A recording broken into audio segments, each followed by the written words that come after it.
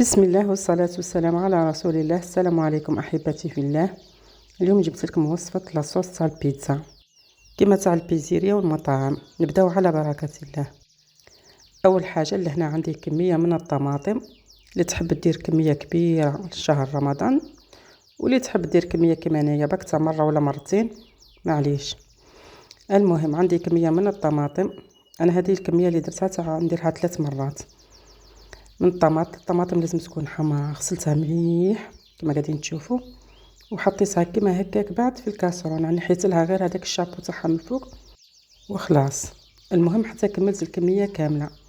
هنا حطيتها على النار وحطيت لها شويه زيت وضفت لها حبه سناريه جزره، حبه ولا زوج كما حبيتوا حسب الكميه اللي عندكم تاع الطماطم، وشويه رند وفصوص هكا تاع الثوم وشويه زعتر وحطيتهم كامل عليهم.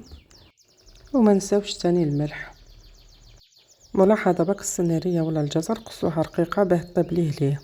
اللي ما عندهاش تقدروا ديروا ملعقه تاع عسل ولا ديروا ملعقه تاع سكر سمع نورمال.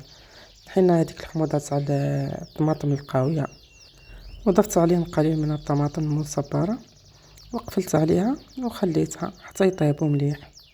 هنا بعد ما طابوا هاني نحيت وريقات هذوك تاع الرند، شوفوا كيفاه طابت.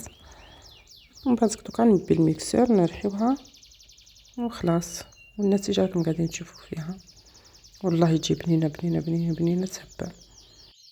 الا قلع عبد يدير كميات كبيره ويخبيها، وكل مره من يحب يدير بيتزا ولا يدير هكا سوفلي ولا اي معجنات يجبد بشويه ويدير ويحطوا فرات خاصه في شهر رمضان. هنا اذا عجبكم الفيديو ما تنساوش تدعموني في القناه وديروا لي شير ليصلكم كل جديد، وشكرا.